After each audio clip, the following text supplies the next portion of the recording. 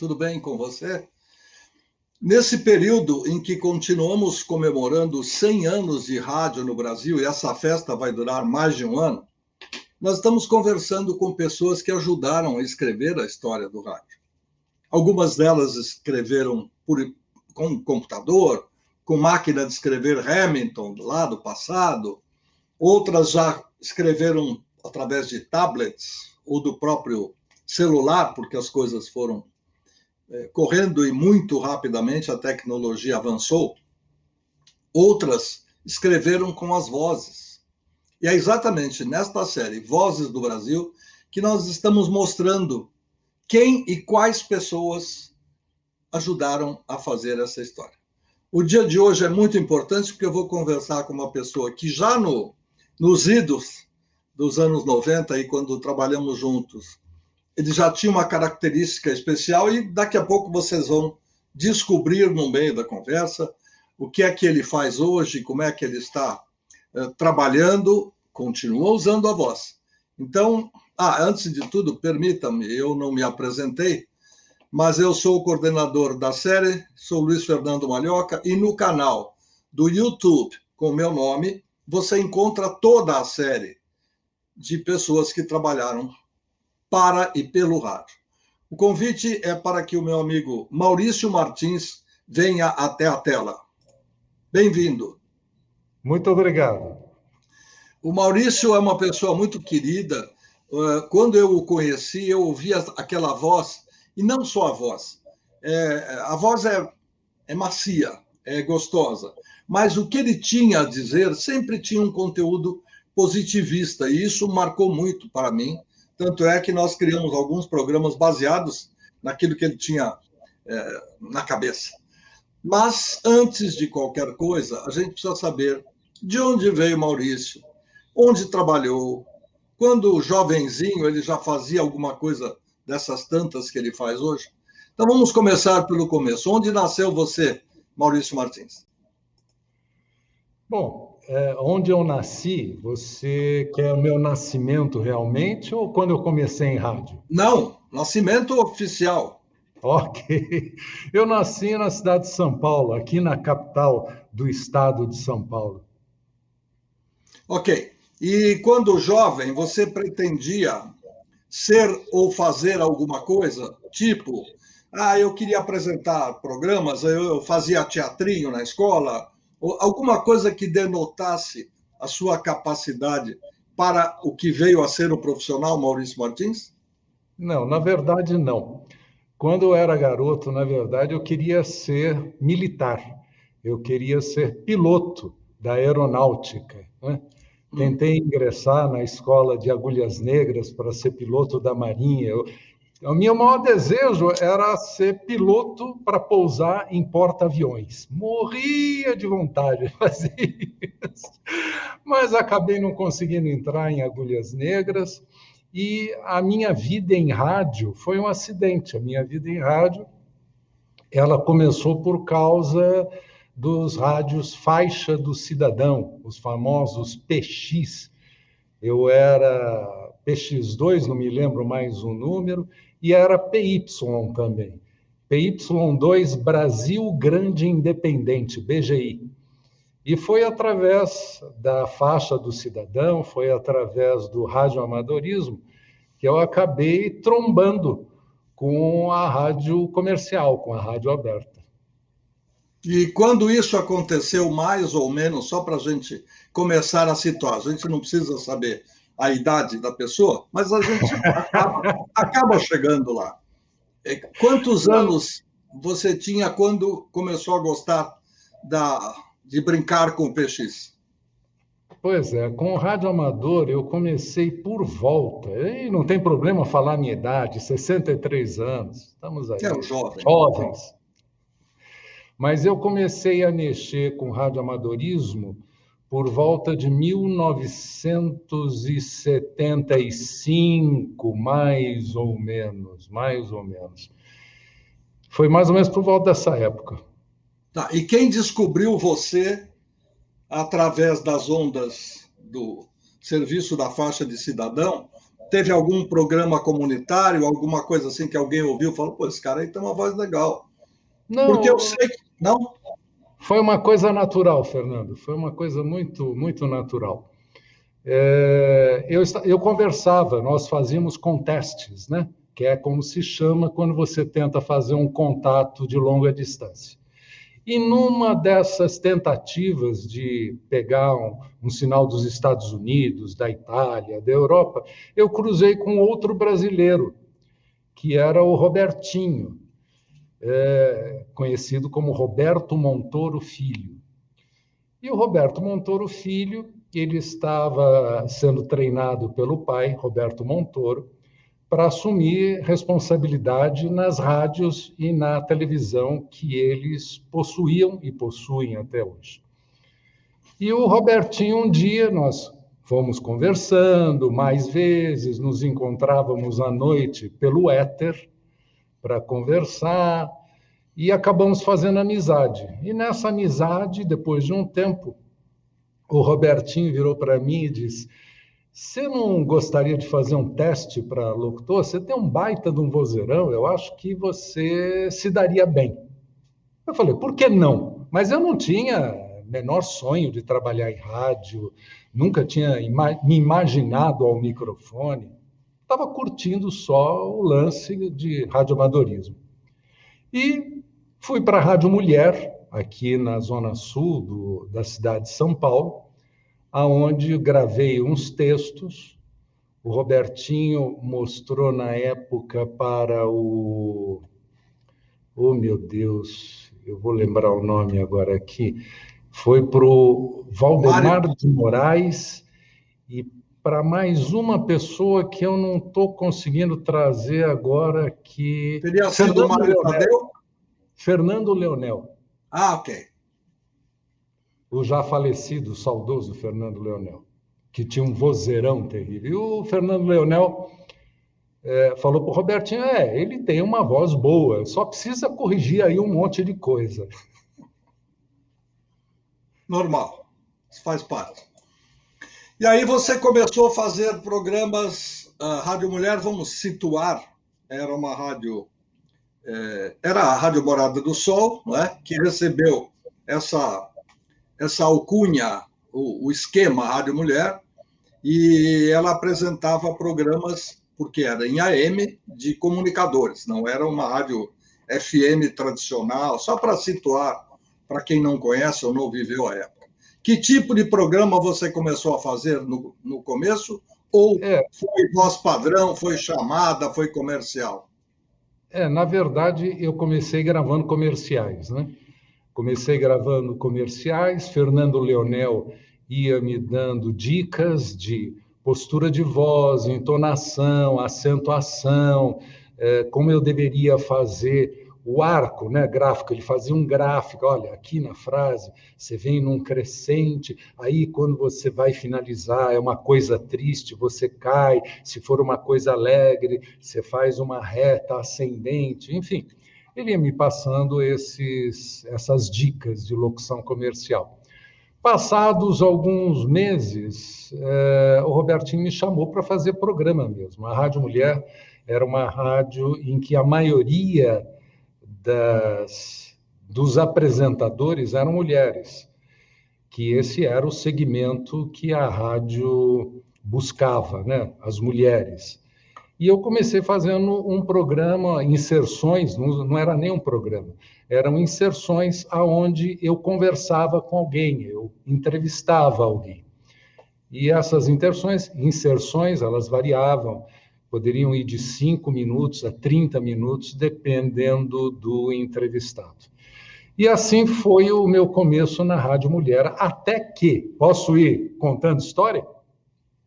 Se você não for, eu vou perguntar a mesma coisa que você vai falar em seguida, então pode ir tranquilamente. Quando eu tiver que dar o meu pitaco, eu aviso. Eu vou desfiar o novelo aqui. E aí, um dia, o Robertinho vira para mim e falou assim, escuta, eu vou assumir a Rádio FM lá de Araraquara, eu vou assumir a Rádio AM, FM e a TV lá de Araraquara. Você não quer ir morar lá em Araraquara?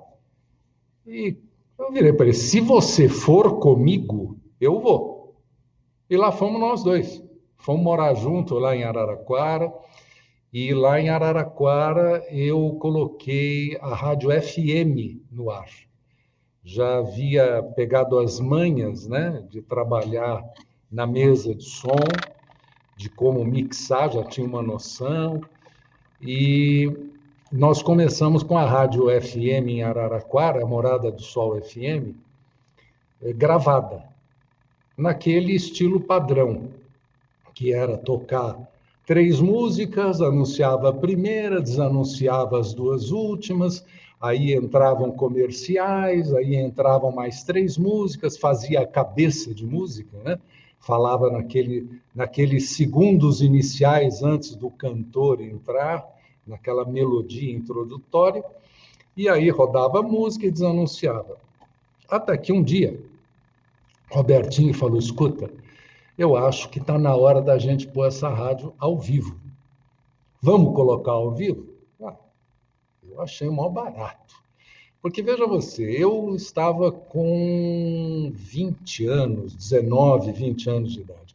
Então, garotão, gostava de agitar, gostava de brincar.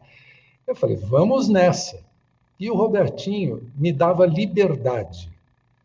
Como ele me deu liberdade ao microfone, aos poucos, eu fui fazendo um tipo de rádio diferente das rádios de São Paulo. Uma rádio mais falada, mais conversada, mais brincalhona. Em São Paulo, o povo ainda usava aquele esquema de anunciar, desanunciar.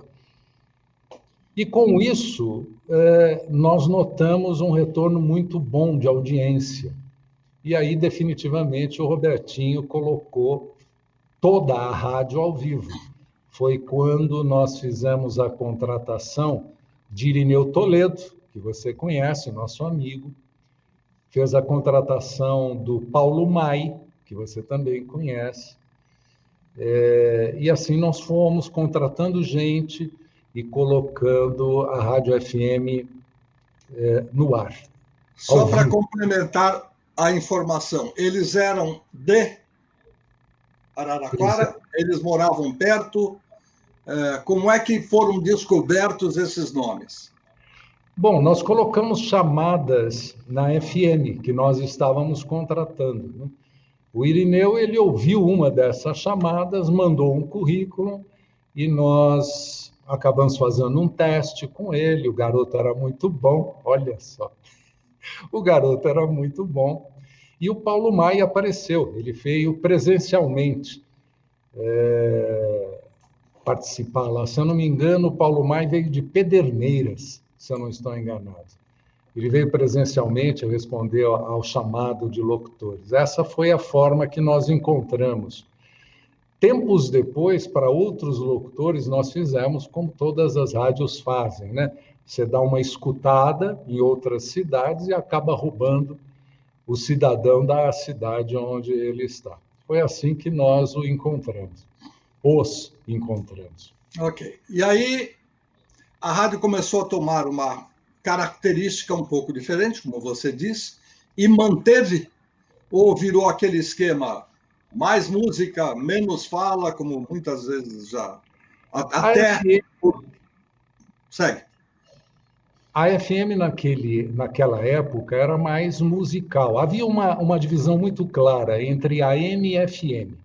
O AM era usado mais para falar. Tinha menos música, eram entrevistas, era o jornalismo, era uma rádio muito mais falada. E o FM não, era uma rádio muito mais música. E lá em Araraquara, nós iniciamos esse laboratório de fazer uma rádio FM que ainda tocava música, mas que também tinha muito mais conversa. O apresentador tinha mais liberdade para poder comentar sobre eventos, às vezes algum comentáriozinho sobre futebol, de fazer brincadeiras. Tanto que um dos programas que eu fiz lá na Morada do Sol era o Ligação Direta na FM, era um programa, tinha até mesmo o Caça ao Tesouro, que nós copiamos, olha, eu vou assumir, que nós copiamos da Jovem Pan aqui de São Paulo. A Jovem Pan aqui em São Paulo fazia o Caça ao Tesouro e nós fizemos o Caça ao Tesouro. Eu sei muito bem quem era e como fazia isso, mas deixa para lá.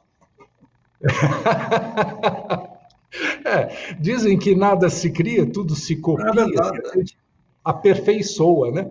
Olha, vou contar um segredinho que eu não contei para ninguém, ou pelo menos nesses nossos encontros aqui, eu ainda não especifiquei. Quando eu sugeri ao Tutinha fazer a Caça ao Tesouro, porque eu tinha a ideia do programa, mas não tinha o nome. Aí eu falei, o que você acha desse nome? Ele falou, para mim tudo bem. Eu falei, antes de mais nada, vamos olhar lá no Marcas e Patentes se alguém não registrou esse nome, porque senão nós vamos ter problema. E havia o registro. Como quase tudo que você pensa na vida, frase feita, expressão conhecida, a Rede Globo de televisão, para título de novela, título de disco e seriado. Falei, bom, nós não estamos fazendo nada disso. Nós vamos fazer um programa de distribuição de prêmios com participação do ouvinte. Então, não tem erro, até porque a expressão é de domínio público. E aí surgiu, mas não tem nada a ver contar isto agora.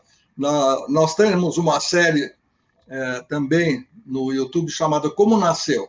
E lá tem uma série, nesta série Como Nasceu, tem uma variedade muito grande para as pessoas saberem de como certas situações do rádio e da televisão começaram. Mas isso aí é lá, deixa para lá. Vamos continuar ouvindo a história do nosso querido MM. Não é o chocolate, mas ele é bom para chuchu. Vamos lá.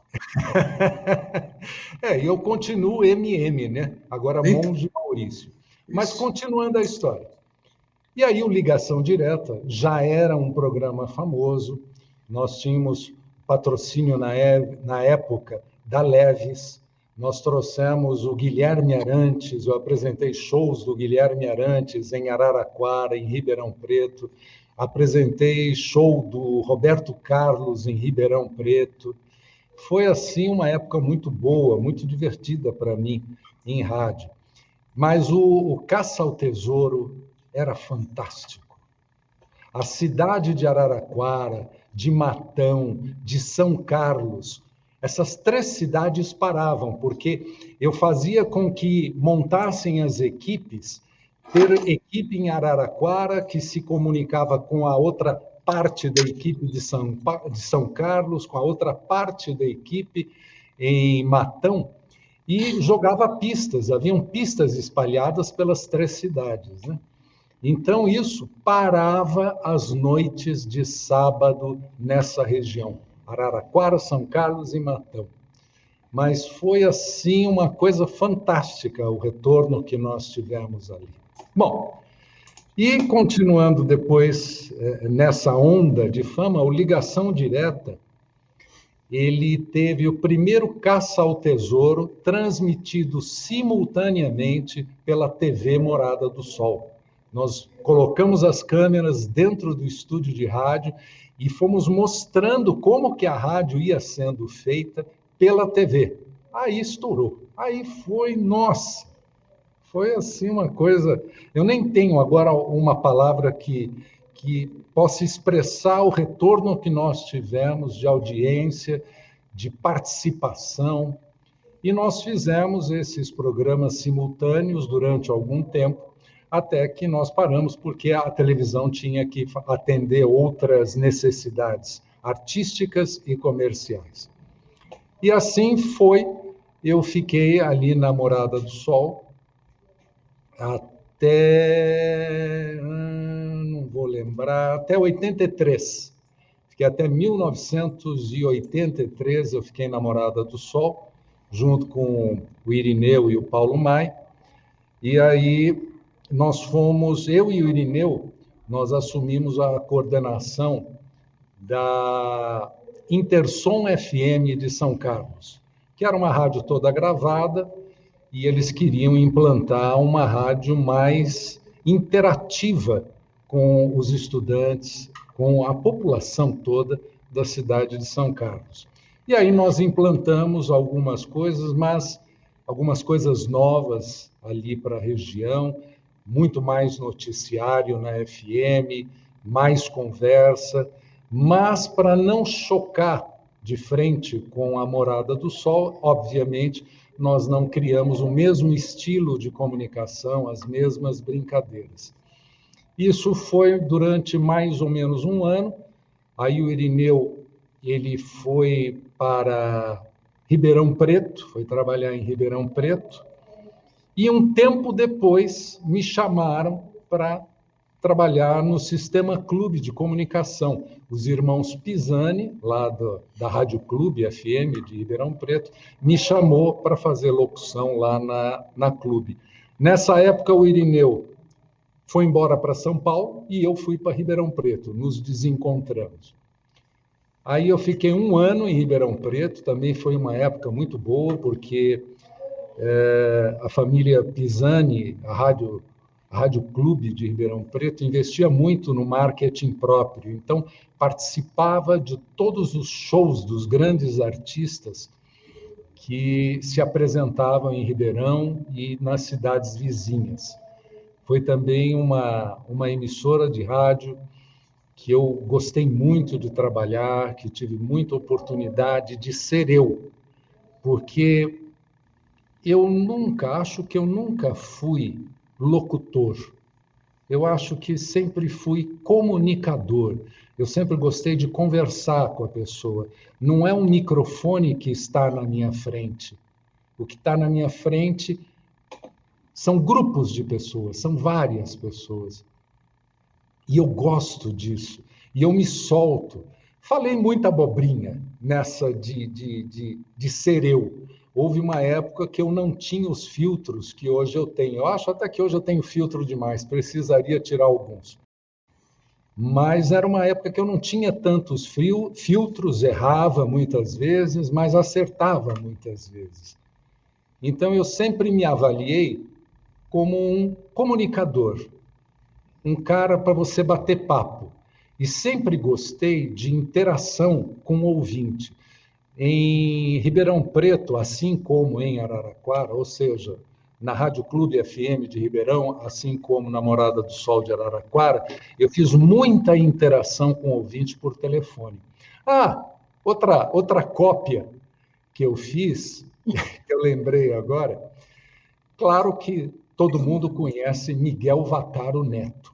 Todo mundo conhece aquela brincadeira que ele fazia do não diga não.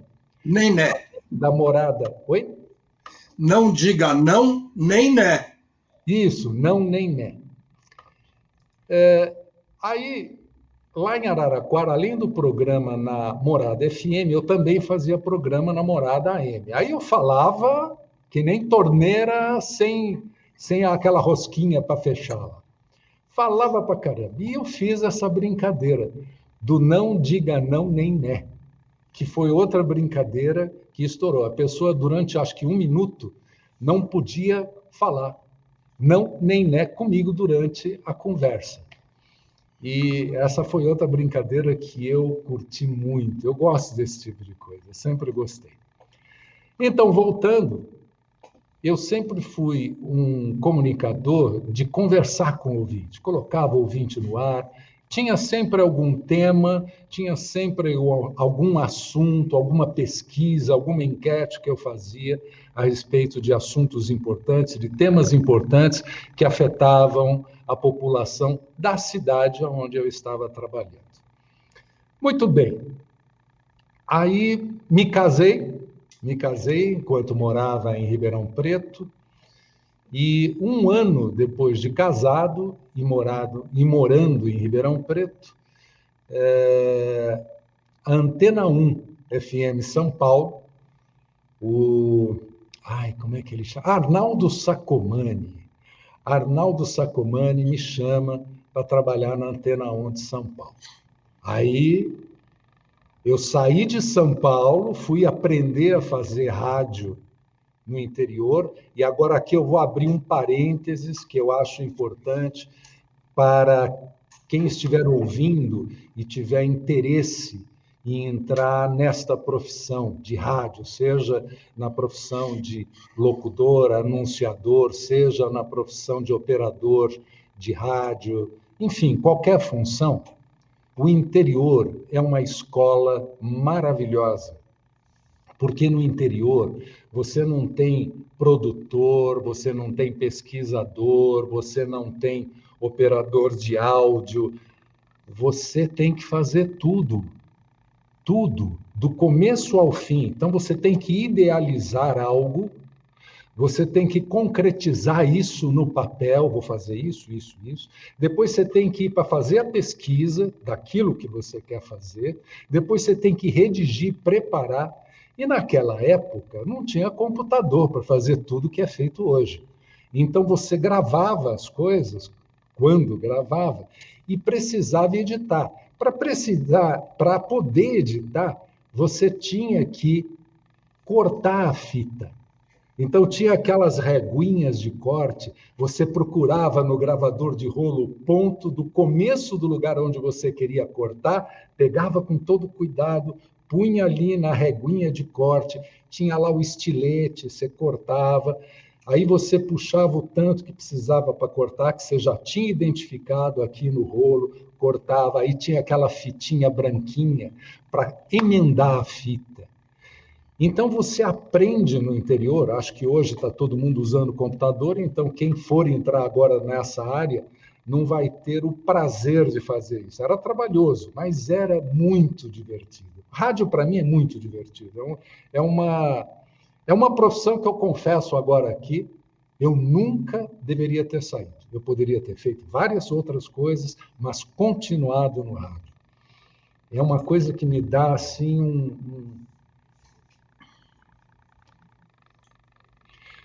O prazer. O prazer é tudo. Agora, como você disse que é comunicador, você escolheu exatamente o mais perfeito, o mais. Não tem outro melhor e maior do que o rádio, outro meio de comunicação, para você chegar no grupo de pessoas que você vê à sua frente quando você está conversando, como agora nós que estamos diante de pessoas em todas as partes do mundo que podem nos ver de manhã, de tarde, de noite, etc, etc. Mas eu ia só comentar que essa fitinha chamada splicing tape, ela ajudou muita gente a salvar edições musicais e a criar músicas que, na verdade, não eram exatamente daquela maneira, mas a emissora de rádio ela fazia. Eu confesso, já falei isso aqui uma vez, eu sou muito melhor no analógico. Você pode me dar uma fita não, um montão de carretel de fita, a gente vai pendurando o fiozinho aqui no pescoço, a gente acerta, coloca, eu tenho em casa splicing tape, a Gillette original, que era uma Wilkinson, que não é essa que dobra fácil, da própria Gillette, de onde tirou-se o nome, e também aquela, não só a fita, como a régua para editar e tudo mais. Eu faço isso quando posso, porque ainda estou digitalizando parte do meu acervo. Mas você pode continuar com o que você estava dizendo. Pois é. E rádio realmente é uma coisa que ela é fantástica, porque a rádio mesmo, sem vídeo, estou falando sem vídeo, ela trabalha a imaginação da pessoa. Pela voz do comunicador, você forma uma imagem sobre esse comunicador. Sobre a maneira como, dependendo da maneira como ele fala, você tem uma noção dos valores, das crenças desse comunicador. E se o comunicador souber expor as suas ideias, souber expor as informações que lhe são dadas, se ele for principalmente sincero ao microfone, eu não digo sincero nas palavras, mas sincero na emoção que ele coloca ao microfone, ele consegue influenciar uma grande quantidade de pessoas, uma quantidade muito maior, penso eu, do que com o vídeo. O vídeo quebra um pouco da fantasia, quebra um pouco dessa capacidade da pessoa viajar. viajar na voz, viajar na informação, viajar na música. A imagem, eu acho que ela quebra um pouco, o que é, na minha maneira de entender hoje, um pouco triste, porque as pessoas hoje dão preferência ao vídeo. Elas querem, por exemplo, no Facebook, elas prestam mais atenção aos textos que têm foto. No Instagram, agora dá muito mais valorização ao Reels, que é aquela edição rápida de imagens, e também aos vídeos. São poucas as pessoas nas mídias sociais que se dão ao trabalho de ler um texto um pouco mais longo. Elas têm uma preferência pelo vídeo, pela imagem. É uma pena, mas evolução são os tempos e vamos continuando assim. E se você me permitir, eu vou prosseguir o meu histórico em rádio. Nós paramos em Ribeirão Preto, né? Então, eu estava em Ribeirão Preto, Antena 1, o Arnaldo Sacomani me chama para São Paulo, aí eu faço locução na Antena 1. Antena 1, eu não tive muita liberdade de comunicação, era mais ou menos o padrão de anunciados e anunciar, ler notícias. Tivemos também a coordenação da rádio em São Paulo. E depois da Antena 1, eu fui chamado pela Rádio Eldorado. A Rádio Eldorado, eu a considero uma grife, né? Eu a considero assim como uma marca muito famosa, muito cara, de alguma coisa. Mas na Rádio Eldorado era uma rádio muito fechada. Era uma rádio em que você tinha que ser formal, sério, poderia colocar na locução um leve sorriso, dependendo do que você fosse falar, mas havia um controle muito grande, porque era uma rádio de muito estilo. Então, você tinha que manter aquela característica da Eldorado FM. Mas a Eldorado FM me trouxe uma coisa muito boa, que foi a amizade do Edinho Moreno. Eu trabalhei na época em que o Edinho Moreno também trabalhava lá na Rádio Eldorado, e foi mais uma grande amizade, mais um presente que a comunicação em rádio me trouxe. Somos amigos até hoje, daquela época. Eu acho que eu trabalhei com o Edinho, foi na década de 80, por volta de 84, 85, mais ou menos, que eu trabalhei com o Edinho lá na Rádio Eldorado. João Lara Mesquita, uma pessoa extremamente educada, extremamente simpática, e somente depois que eu saí da Rádio Eldorado é que eu soube que ele tinha o mesmo hobby que eu, que era andar de moto no meio do mato, ou seja, fazer off-road de moto, fazer trilha, fazer provas de enduro. Enquanto trabalhava com ele, eu não sabia disso, eu vim descobrir depois. E aí, da Rádio Eldorado, eu fui para uma rádio muito divertida, muito bacana, que também me trouxe bons amigos. Um deles, que mantenho contato até hoje, é o Alex Tranjan, o músico, o comunicador Alex Tranjan, e fui chamado para a Rádio Transamérica por alguém que você conhece muito, Luiz.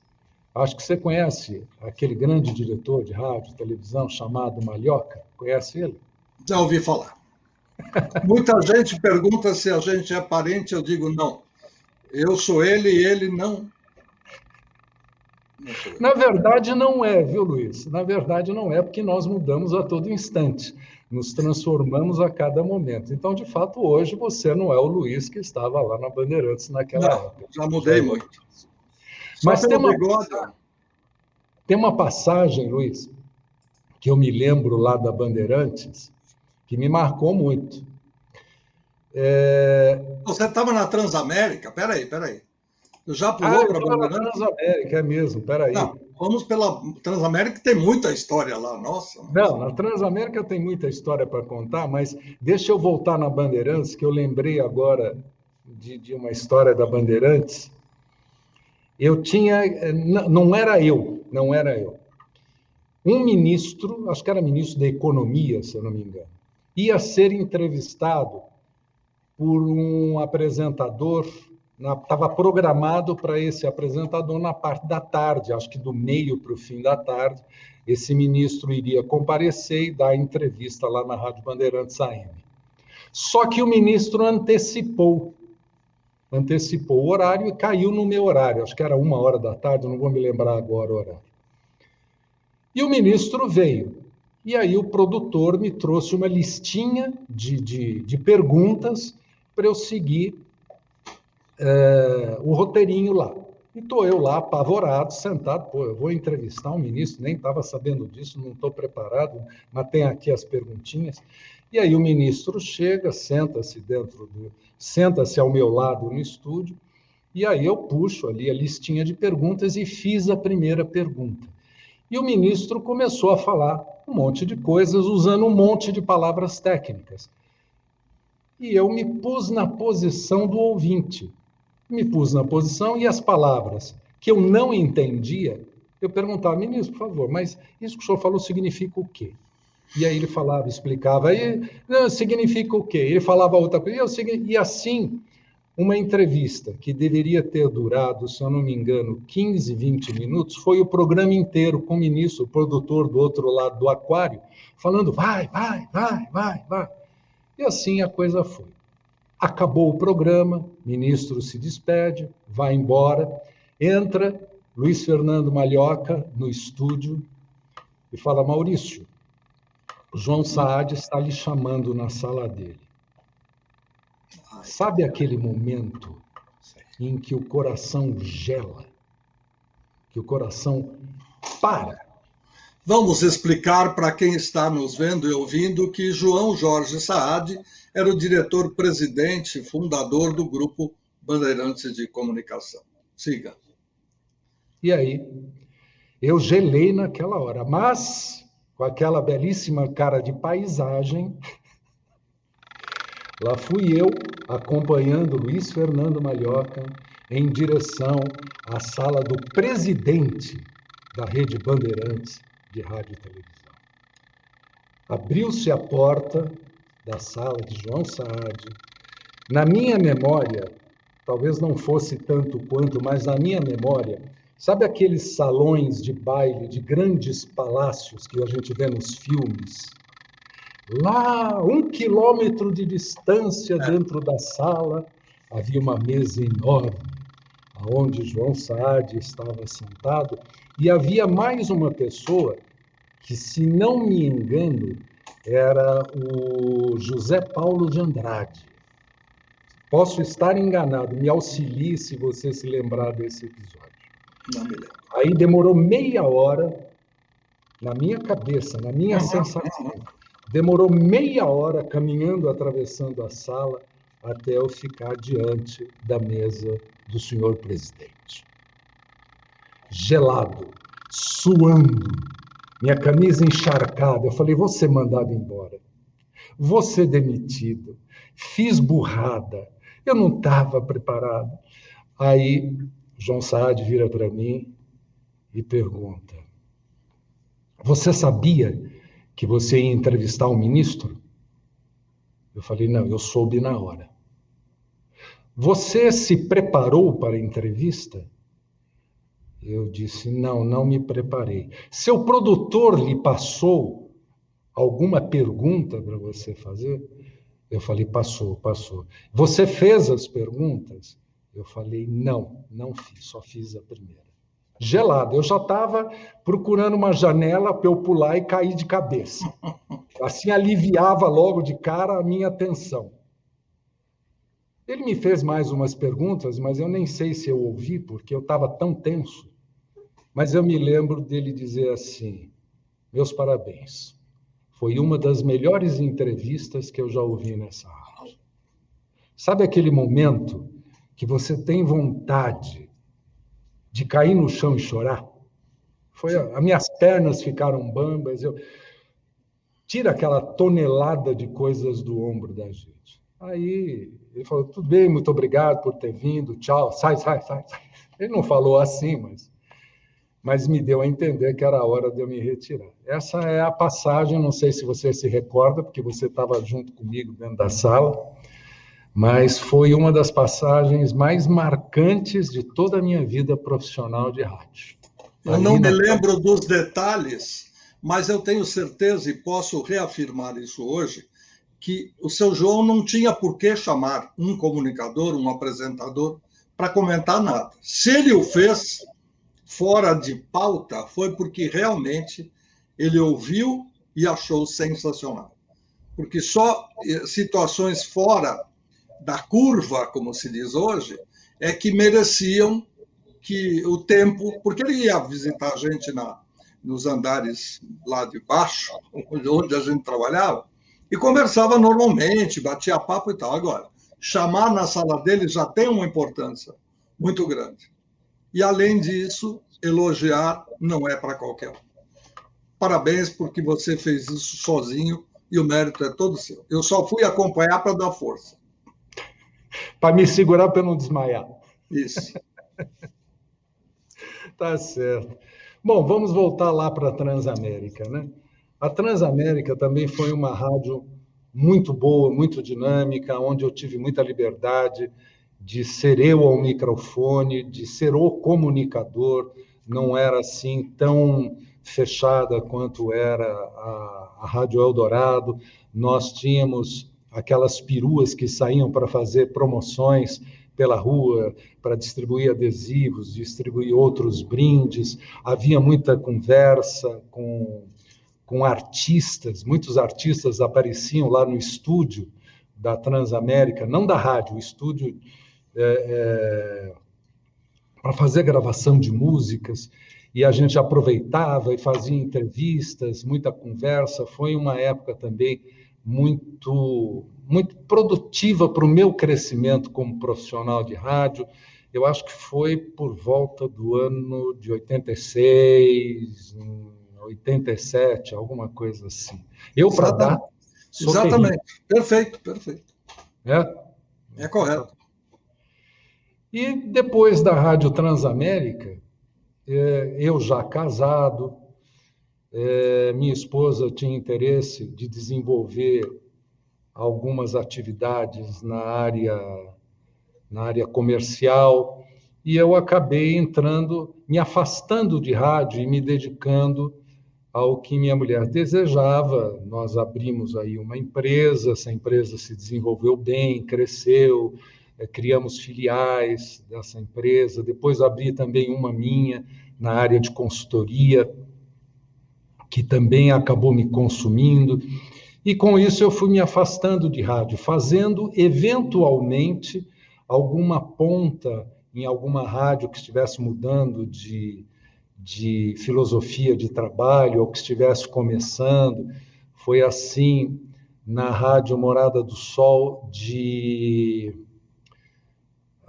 São Sebastião, foi assim na Rádio 9 FM, quando Irineu assumiu a coordenação artística de lá, e assim foi indo minha vida, que acabou me afastando, né? Eu optei por um outro estilo de profissão, mas o rádio mesmo, ele está o tempo todo comigo, tanto que eu tenho um mini estúdio para fazer gravações. Faço gravações hoje aqui para o Templo, faço gravações para com outras finalidades.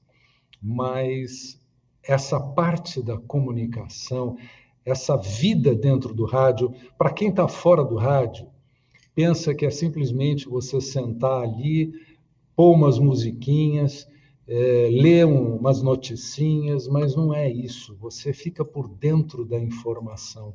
O meu lado jornalista, ele sente falta dessa velocidade que a rádio tem. Se existe algum lugar onde você fica sabendo das coisas um dia antes de você ver em qualquer outro lugar, é a rádio. Porque acontece agora, você já tem a notícia na rádio. O que vai sair no jornal de amanhã está agora na rádio. A televisão ganhou um pouco mais de velocidade nisso, mas não tanto quanto a rádio. A rádio basta um telefone, e você coloca no ar qualquer coisa.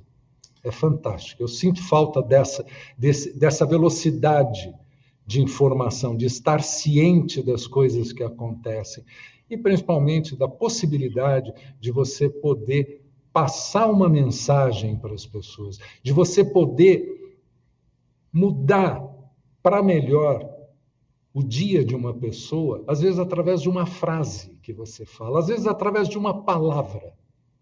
O rádio é fantástico. Mas me joga perguntas, Luiz, vai me jogando perguntas. Não, eu acho que você já praticamente esgotou aquilo que a gente queria saber a respeito das suas peripécias no rádio. Faltou você dizer que você sempre trabalhou com muito bom humor, porque você é naturalmente uma pessoa bem-humorada, e isso fez parte da sua profissão, do período em que você trabalhou no rádio.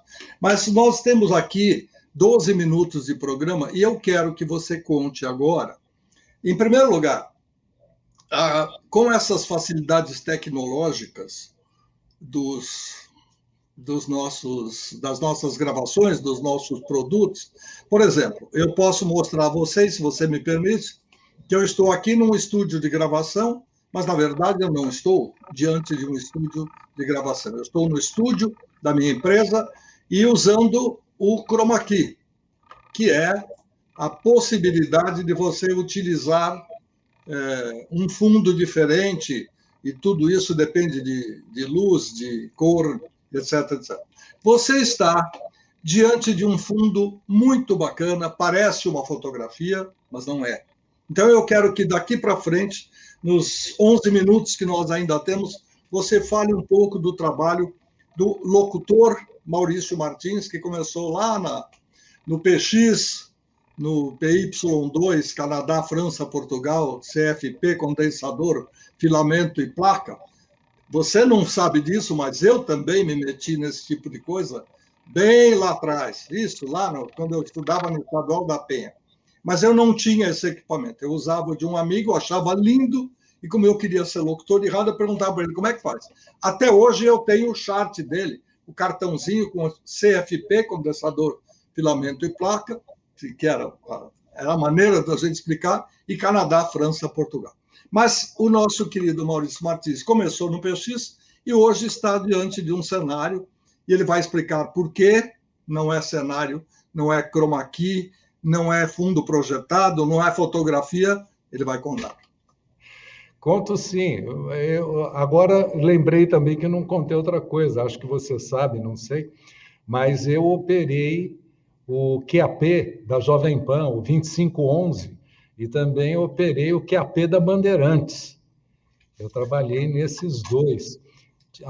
Me convidou para Bandeirantes, na época, eu não vou lembrar o nome dele, ele era também faixa do cidadão e era câmera na TV Bandeirantes. Era Domingues, eu não vou lembrar o nome agora, faz muito tempo, eu estou ficando velhinho, mas trabalhei nesses dois QAPs antes de entrar para o mundo da rádio comercial mesmo. Mas quanto ao fundo que você falou, vou até sair um pouquinho aqui da frente da câmera para o pessoal ver, realmente não é chroma key, é um altar, porque hoje eu atuo como monge, sou monge budista. Sou monge budista há 20 e tantos anos, morei no Japão muitos anos para poder me formar monge, e hoje, deixa eu sair da frente, e hoje eu exerço a minha função aqui nesse altar. Um altar que no centro, lá no fundo, tem um objeto que representa o próprio Buda e algumas imagens das principais divindades do budismo. Mas aqui também, de vez em quando, eu faço uso do chroma key, com todas essas modernidades. A gente aproveita, principalmente agora, na época de pandemia, para continuar passando os ensinamentos do budismo às pessoas que têm interesse, que têm curiosidade disso. Para me formar monge, eu tive que passar um ano aqui no Brasil, me preparando, estudando, me aprofundando nesta atividade, e depois me mudei para o Japão. Fiquei no Japão cerca de 8 anos, mais ou menos, no Japão, estudando, fazendo um monte de coisa para poder me formar monge. E depois, quando nós estávamos terminando a construção do templo onde agora estou, aqui no bairro da Saúde, em São Paulo, eu voltei do Japão para fazer a cerimônia de inauguração deste templo, né? E assim agora eu passo aqui os meus dias, mas não estou fora da área de rádio, da área de comunicação. Continuo um comunicador, continuo utilizando toda a experiência que absorvi em rádio para transmitir às pessoas o ensinamento. E continuo utilizando toda a parte técnica que aprendi em rádio e televisão para fazer as transmissões. Todas as manhãs, de segunda a segunda, eu faço pequenas cerimônias durante a semana, grandes cerimônias aos domingos, e transmito via internet, depois converso com as pessoas e continuo fazendo interação. As pessoas podem entrar agora com toda essa tecnologia, eu consigo colocar uma pessoa com áudio e vídeo no ar, conversando comigo, como nós estamos agora, e continuo exercitando a minha profissão do coração, que é rádio e TV. Continuo no ramo, com uma outra roupagem, mas continuo no ramo. O curioso, enquanto você está contando, eu estou viajando aqui, eu vi muitos comunicadores, homens de rádio, locutores, apresentadores, na TV também, que utilizaram o trampolim do rádio para ser alguma coisa a mais. Muitos deles, nós conhecemos vários, a lista seria extensa se nós fôssemos aqui dizer um por um, que usaram o trampolim da comunicação, rádio, TV, para ir para a política. E lá exerceram a sua outra profissão, às vezes ajudando as pessoas, às vezes ajudando a família, às vezes ajudando a si próprio. Não vem ao caso, também não é o nosso negócio. Eu queria saber como é que hoje o monge Maurício Doquei, que, enquanto locutor de rádio Maurício Martins, já tinha essa vontade de conversar com as pessoas, já tinha essa necessidade de passar positivismo, coisas boas, achar que o microfone permitia, e estava certo, chegar no coração das pessoas, no sentimento das pessoas e dizer palavras, frases, ou uma palavra, como você também grifou, que pudesse mudar a vida das pessoas. Como você se sente hoje, pleno, fazendo isso num templo, ainda que no momento com uma certa deficiência de público, porque a gente não pode ainda permitir aglomeração, mas como isso mudou o seu interior? Oh, essa pergunta é complexa, hein? Essa pergunta é complexa. Mas eu vou responder essa pergunta com uma pergunta que muitas pessoas me fizeram e fazem até hoje, que é: por que você se tornou monge? Quando me convidaram para ser monge, tudo o que eu havia vivenciado durante todos os anos de minha vida, todas as profissões que antes não tinham conexão por serem muito diferentes, todas as minhas alegrias, todas as minhas tristezas, enfim, tudo que eu armazenei de conhecimento de todas as áreas da vida se fundiram numa única coisa. Quando eu tive, vamos chamar isso de insight, para usar uma palavra da moda, quando eu tive este insight, essa percepção, eu falei: é isso, eu tenho que ser monge. Tudo o que eu vivi até hoje foi uma escola para que eu tivesse as ferramentas necessárias para poder ser um monge, pelo menos razoável. E foi nesse momento que eu aceitei essa missão, abandonei tudo, bens materiais, família, amigos, muitos amigos falaram, você volta daqui uma semana. E não voltei depois de uma semana. Fui, vi e venci, parafraseando alguém. Como eu me sinto hoje? Eu me sinto muito realizado, eu me sinto muito feliz, eu me sinto completo.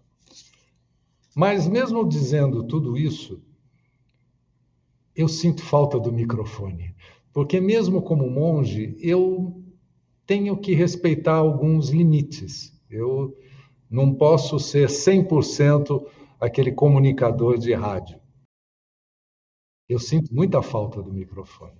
Mas sou um cara feliz. Eu acho que consegui realizar muitas coisas na minha vida, consegui experienciar muitas coisas que muita gente não teve oportunidade. Então, só me resta dizer, eu continuo o mesmo cara alegre, brincalhão, disposto a qualquer coisa, me chama que eu faço. Sou muito feliz, Fernando, sou muito feliz.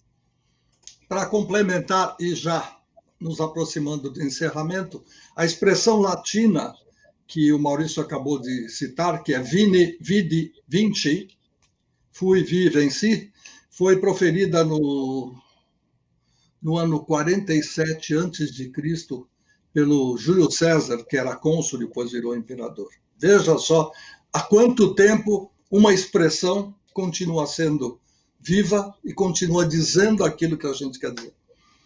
Maurício, apesar da nossa amizade, e quando eu digo apesar, não tem nenhum ponto negativo, eu sempre fui, além dela, melhor, eu sempre fui seu fã, porque você tinha conteúdo, você não era só aquela voz bonita do rádio que falava aquilo que aparecia na programação musical, você sempre se preocupou em dar conteúdo, razão pela qual eu criei um programa para você na madrugada da Bandeirantes, quando todo mundo tinha música, eu também gostava muito de ouvir Bandeirantes a Caminho do Sol, mas eu costumava dizer para o José Paulo, nosso querido amigo que partiu há algum tempo, eu dizia para ele, tem muita gente viva, eu usava essa expressão, de madrugada. Ele falou, mas isso a gente sabe, tem gente que trabalha, mas não vai ter audiência na rádio, a gente precisa falar, nós vamos quebrar alguns paradigmas. A Rádio Bandeirantes, a partir da minha vinda para cá, vai deixar de ser a mais popular emissora paulista e ela vai se transformar na Rede Bandeirantes de Rádio, cuja vocação, eu aprendi isso com o seu João Jorge Saad, é a informação, é o jornalismo, e basicamente, seja do lado esportivo ou do lado político, a informação é tudo. E nós vamos fazer uma rádio assim. Então, logo de cara, eu dividi 2 horas da madrugada, das 4 da madrugada, você com 2 e Nelson Gomes com outras 2, e nós fomos fazer um trabalho um trabalho inicial que deu o que fazer. Primeiro que a gente foi com estagiários, com assistente de produção, rodar São Paulo para saber o que estava aberto. E cada um que saiu com a viatura, às vezes própria, e às vezes indo para casa, olha, vai anotando. Anota o que você viu. Então, nós começamos a fornecer ao ouvinte da madrugada não só uma programação viva que conversava com ele, mas também a informação daquilo que estava aberto. Você precisa de um chaveiro na última hora? A quem você vai recorrer? Tudo isso que nós estamos falando é importante se lembrar. Não tinha computador, não tinha Google, não tinha celular, não tinha nada. Era o rádio. Então, a gente tinha que usar o rádio da melhor maneira possível. E esse foi um dos programas que, apesar de não ser aquele número de audiência, porque muita gente está dormindo, aliás, a grande maioria, mas a prova está aí. Hoje, até as emissoras de televisão estão começando a fazer programas 4 horas da manhã, porque tem gente se preparando para trabalhar, tem gente começando o seu dia de maneira viva. Então, por isso que o rádio continua sendo o que é, continua sendo esse veículo importante. E o Maurício esteve aqui hoje, estamos encerrando, infelizmente, a gente tem horário para tudo, ele participou da série Vozes do Brasil para mostrar que não é só a voz como o elemento que chega até nós, mas o conteúdo também é muito importante. Parabéns pela sua mudança de vida, mesmo que você sinta lá no fundo que o rádio ainda faz falta, mas eu acho que você descobriu uma outra missão, a de se comunicar através do budismo, e o budismo tem uma série, todos nós que já lemos, já aprendemos, já frequentamos, a gente sabe quanta verdade existe. E outra coisa, sem aquele misticismo, sem aquela forçação de barra de outras tantas seitas e religiões e outras coisas que são inventadas a todo momento. É algo milenar e está sempre aqui e aqui. Isso é importante. Obrigado, Maurício, pelo seu tempo e em breve nós estaremos conversando de novo. Muito obrigado a você por esse bate-papo, por me lembrar uma época tão gostosa da minha vida. E fazendo apenas um comentário rápido, eu ainda acredito na madrugada. Eu acho que a madrugada ainda é muito mal explorada. São milhares de pessoas que estão trabalhando, que estão acordadas, que estão em atividade, que estão carentes de uma série de serviços que poderiam ser melhor apresentados a essa comunidade se houvesse maior interesse da mídia pela madrugada, porque não são tantas pessoas quanto durante o dia, mas é um público com uma boa segmentação que daria para ser melhor aproveitado do que é hoje. Minha opinião. Obrigado, Luiz Fernando, obrigado a você que nos assistiu, que teve a paciência de nos acompanhar e, numa outra oportunidade, apareça, estaremos aqui. Muito obrigado, Luiz.